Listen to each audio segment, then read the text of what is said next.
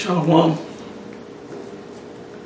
Pastor TAHAR, coming back at you with this truth, giving all praise to YAHAWASHI, QADASH. And I'm going to entitle this video, Vocab Malone got us. The Gentiles can make it. And he used our own source book, the Zandervan Bible Dictionary. So we got to let the Gentiles in. We can't. We got to change our teaching. We got to set up a new sign. Instead of the 12, we're going to have to put the Gentiles in there. They can make it too. He got us. He finally got us. Anyway, this is our source book. He rolled up on GMS Virginia camp, and he whipped out. He said, "This is your own source book," which is the Zandervan Compact Bible Dictionary. And he goes to Gentiles. And I read through these scriptures, and I have to say, he got us. We got to let the Gentiles in. So guess what, Vocab? Welcome to the club. Anyway, let me just go through these scriptures. This is under the word Gentile, and I'm going to show it so you don't think I'm BSing. This is the page where it speaks about the Gentiles.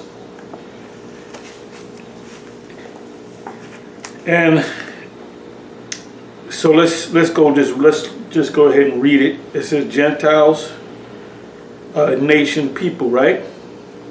Usually it means a non-Israelite people. Judges 4 and 2, Isaiah 11 and 10, Isaiah 42 and 1, Malachi 1, verse 11. Under conditions of peace, considerate treatment was accorded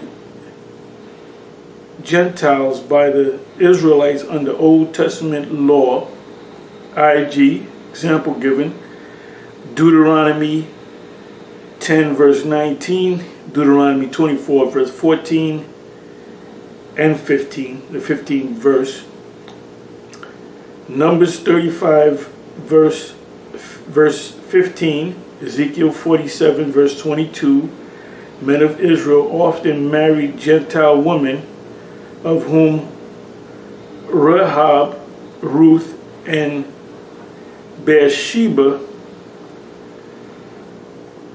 Well, it didn't say that Bathsheba was of another nation.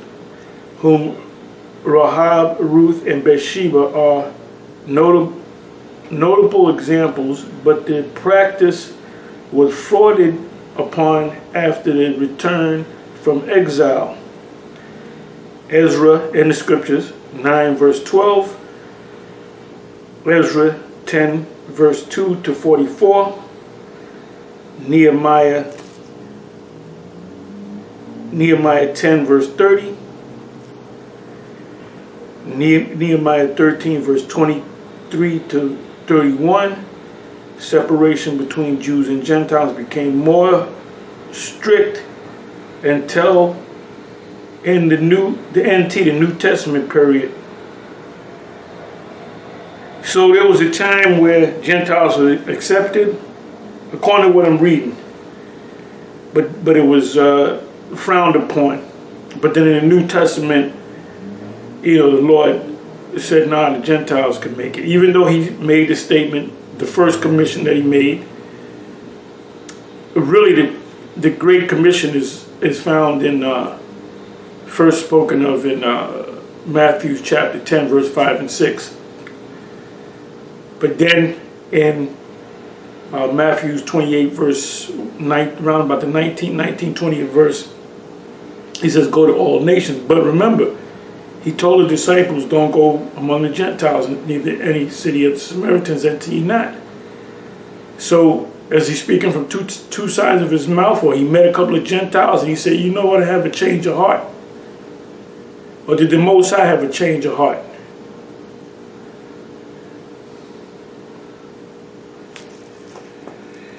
Meddle not with them that are given the change. So it says, let me read these precepts again. Ezra 9 verse 12, Ezra 10 verse 2 to 44, Nehemiah 10 verse 30, Nehemiah 13 verse 23 to 31. Separation between Jews and Gentiles became more strict until in the New Testament period the hostility is complete. Persecution embittered the Jews, and he retaliated by hatred of everything Gentile and by avoidance so far as was possible of contact with Gentiles. The intensity of this feeling varied and gave way before unusual kindness. Luke 7 verse 4 and verse 5. While the teachings of, now it says here Jesus, we know that Jesus doesn't mean anything. It's a two-syllable sound, which is not even English. Well, that's the English way of saying Jesus. There's no such English word for Jesus as a compound word. So let's break the word down. What does sus mean? And what does G mean? But somehow you put those two sounds together and it becomes the English way of saying Jesus. The stupidity of these people. While the teachings of Jesus, I hate even saying that name, but it means nothing. It's just a two-syllable sound. That shows you the level of these Christians. They really don't understand the scriptures. That's why they're always taking L's when they, jump up, to get spiritually beat down. It says, while the teachings of the Lord ultimately broke down the middle wall of partition between Jews and Gentiles, as is seen in the writings of Paul, Romans 1 verse 16, 1 Corinthians 1 verse 24, Galatians 3 verse 28. That's a famous one that Vocab uses. Ephesians 2 verse 14, that's another one you can start. You can really read the whole chapter. So you got to break these down, because if we don't break these down correctly, then we're going to have to give it up to my man Vocab Malone. Colossians 3 verse 11, and in Acts, yet the Lord limited his ministry to Jews. So what's going on here? The Lord said don't go to the Gentiles, but then in Matthew 28 he says go to all the nations. And then Paul, he just opens up to the Gentiles. He said, I'm apostle of the Gentiles. I magnify my office. What does Romans 11 mean? See, these are multiple topics just from me reading this.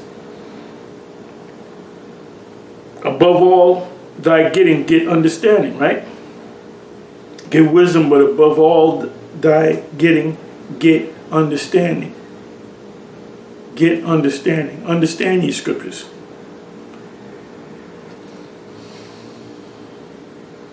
It says, yet the Lord limited his ministry to the Jews, with the rare exception, the half-Jewish Samaritan. The half-Jewish Samaritan. That's in John 4, verse 1 to 42. Now you have certain other camps out there that teach that the woman at the well, the Samaritan woman, was in fact the Israelite, and the woman that was a Greek of Syrophoenician by nation was another nation, according to other camps. Cornelius, according to certain camps, Cornelius is an actual Edomite. per what was taught you by the 7 at One West. So is Cornelius, another topic, is Cornelius an Israelite, or is Cornelius an Israelite or an Edomite or another nation? His ministry to the Jews, with rare exception, the half Jewish, which half of her was a Jew? Because when you read that account, it says you worship you know not what for salvation as a Jew. He should have said, well, half of you doesn't know what you're worshiping. So I don't know where they got this, that's called conjecture. It says half Jewish Samaritans, John 4 verse 1 to 42. The Syrophoenician woman, Matthew 15 verse 21 to 28, Mark 7 verse 24 to 30. So now, if the Lord encountered an actual other nation, why did he heal that woman? She was of another nation.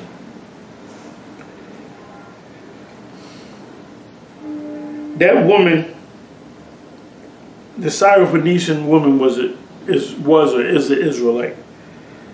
Else the Lord wouldn't heal her. The centurion, he was an Israelite, because you had Jakes in high positions during the time of the Roman colonization. Okay, it says, so you get a lot of topics out of this. It says the Greeks in John 12, verse 20 to 36, when they came for the feast, were those Israelites or were those actual people of the nations? So that means before the Great Commission to go out to the all nations, they were letting nations in. When you read that account, in St. John 12, verse 20, I believe it's the 19th verse that describes in the Pharisees, they say the whole world goeth after him, or runneth after him.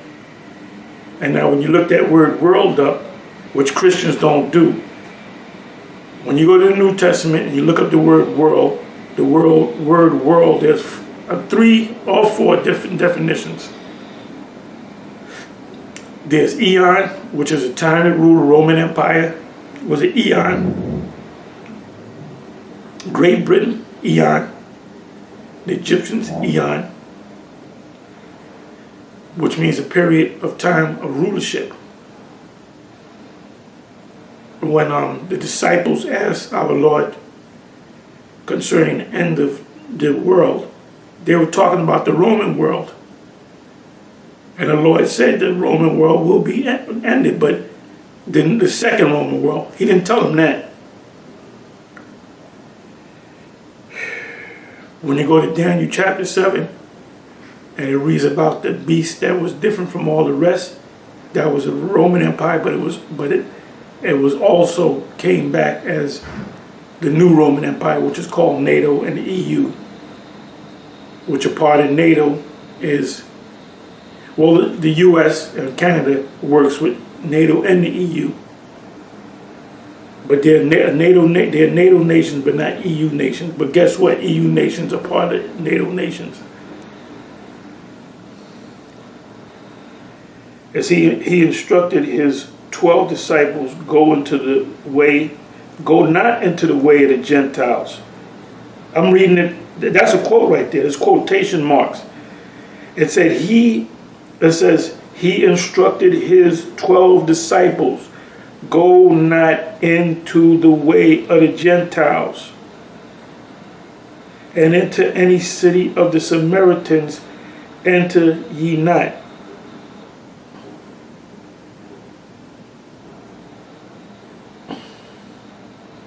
Injunction when he sent out the 70, Luke 12, verse 1 to 6, The Lord's mission was first to his own. John 1:11. We got to break. That's a topic right there. He came unto his own, but his own did not receive him. What you got to understand is Israel is scattered throughout the world, the planet. The most of the Israelites, or the northern kingdom, which represents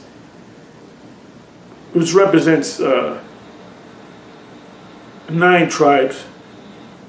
Really, you had 10 tribes, but it represents 9 tribes that disappeared. Where did they go? That's another topic. Where did they go? Did they go to Africa, the interiors of Africa?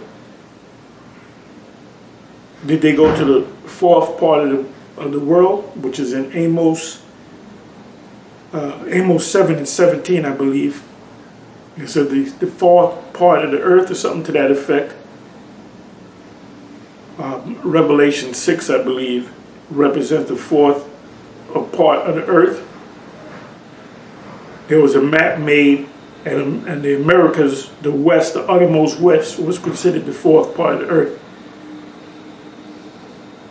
So that proves that the northern kingdom came all the way over here to the utmost earth. The scriptures also speak about in the New Testament and in the Old Testament and the New Testament. It speaks about the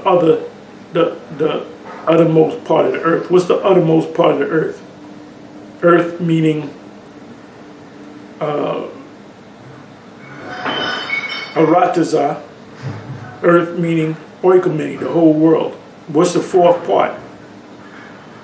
That's over here, the West. Canada, the U.S., Central and South America.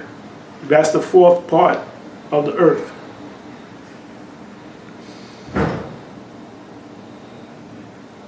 So it says, John 1:11, he came unto his own and his own received him not. They don't have the understanding of that. How can he come to his own, the Israelites, if they were scattered throughout the whole planet Earth? The chosen people of the Most High, but ultimately to as many as received him, which is John 1, verse 12. So Christians like to use that and say, see, this is open to everybody.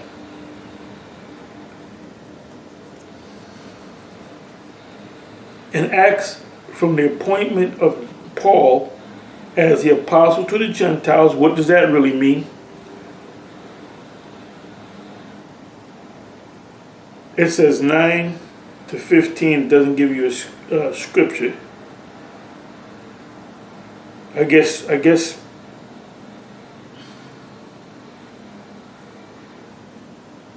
See, it doesn't give you a scripture right there. The Gentiles became increasingly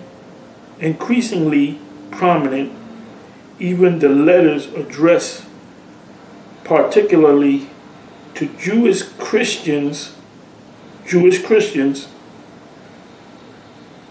Oh, when you go to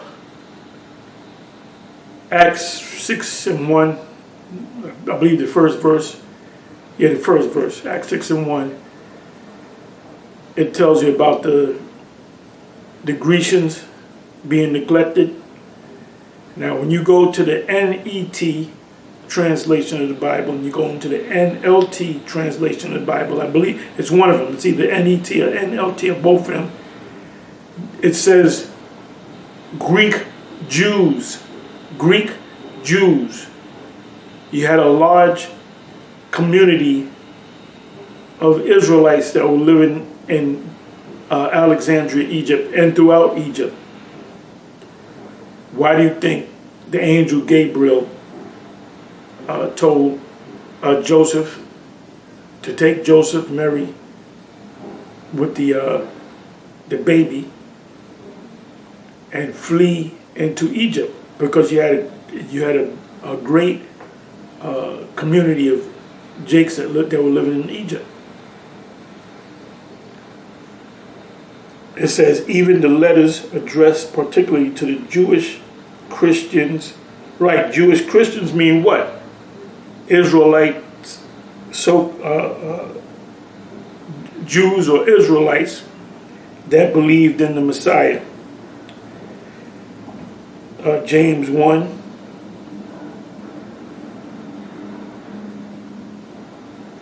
James.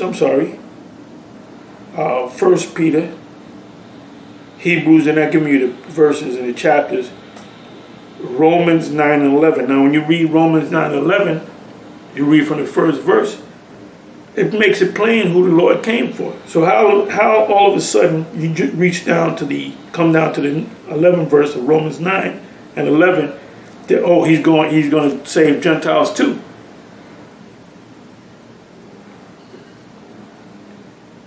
Are relevant to Gentiles also.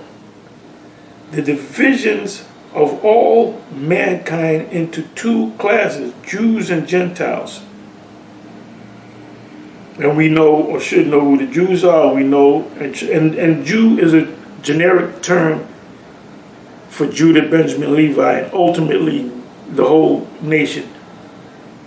But who is there on the other side of the world, when the northern kingdom left to the fourth part of the earth? Judah, Benjamin, Levi, which they were called Jews. And Gentiles. So who are the Gentiles? Remember, we all came in, so you can understand, I was a Gentile before I became an Israelite, pursuant to 1 Corinthians 12, 1 and 2. This is why you Christians, you're not even Christians, man. The true Christians are Israelites. Acts 11:26.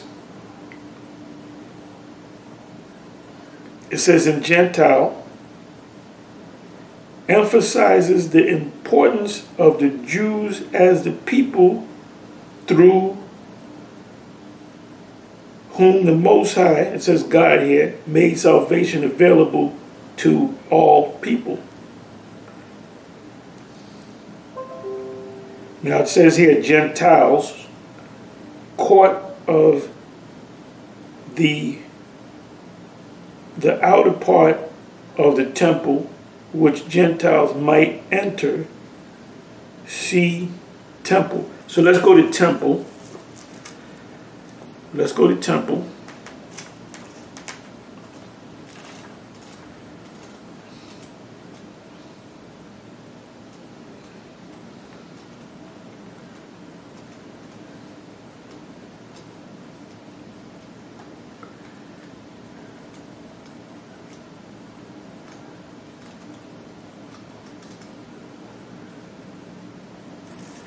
Bear me for a minute.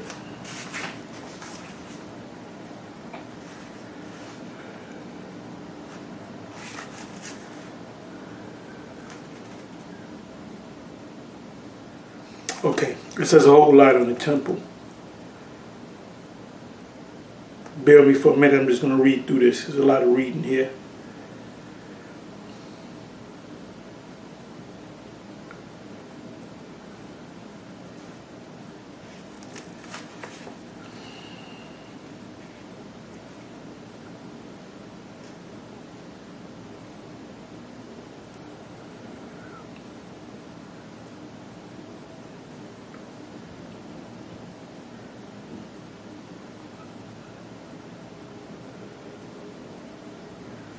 Bear with me.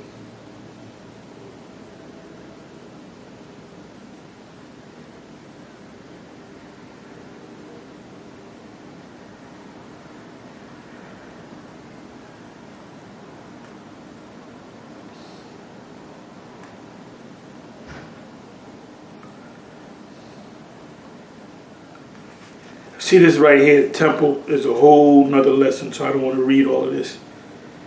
It'll open up other questions.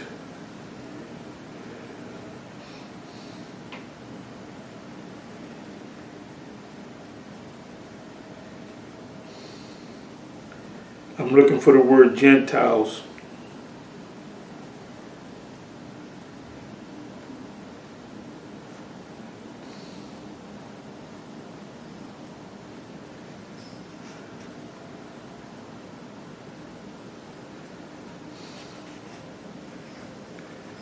Okay, let me come down here.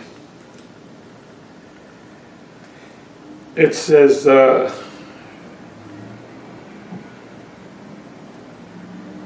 this was later rebuilt and enlarged by Herod the Great. It had, which Herod the Great was an Edomite. They'll tell you that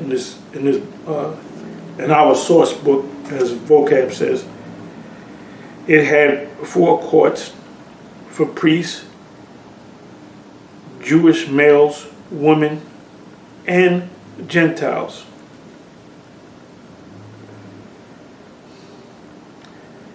And now, in the kingdom, Gentiles will have access to the outer court because they're going to have to worship. So, the other nations will be blessed, but they're going to be blessed to know the law, statutes, and commandments. But they're going to be under us. But the true blessings will come to Israel. The true meaning of the word blessing, when you look it up in the blue letter, you go to the root word. The word blessing goes into someone that bows down to you. Like the so-called fake royal family in England.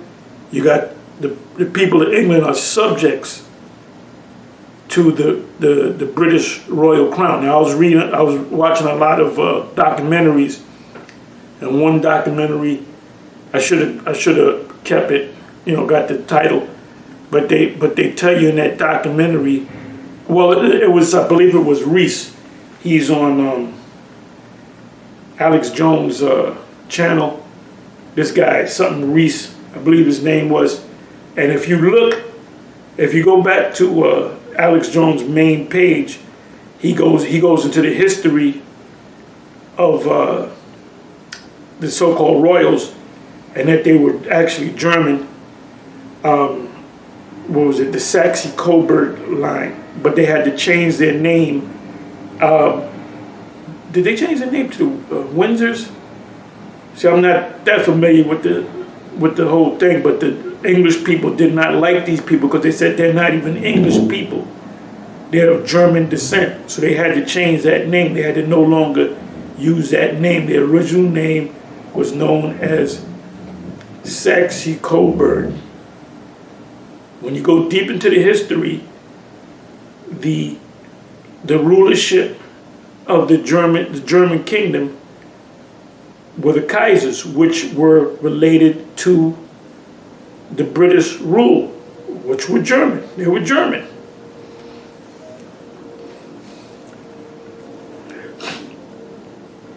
It says,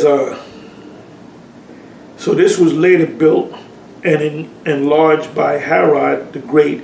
It had 4 courts for priests, Jewish males, women, and Gentiles. But now when you read Revelation chapter 11, the first couple of verses, it says that the Gentiles only can go into the outer court. Now there's something that happened in Acts, the 21st chapter, when they wanted to kill Paul, because Paul was bringing the Gentiles into the inner court. Those people that he led into the inner court were not of other nations. They were Israelites that didn't know that they were Israelites coming back into the fold. See, this book is very complicated to the ones of you out there that claim you know this book.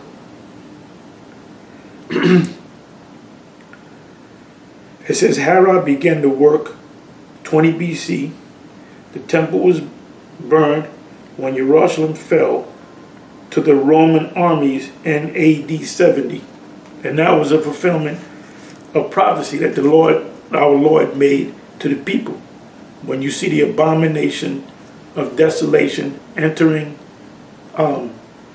in, meaning going into the temple, taking the temple over, raided the treasury, and said, then flee ye into the mountains. So he wasn't saying that to other nations. He was saying that to the Israelites that heard his words. Anyway, with that, I'm going to say shalom. Now, this topic right here could be broken up. My saying is there are lessons within lessons, right? So there's a lot of lessons you can go by with what I just went through. Anyway, with that, I'm gonna say let me let you get one last look at our source book, as Vocab would say. This is your own source book.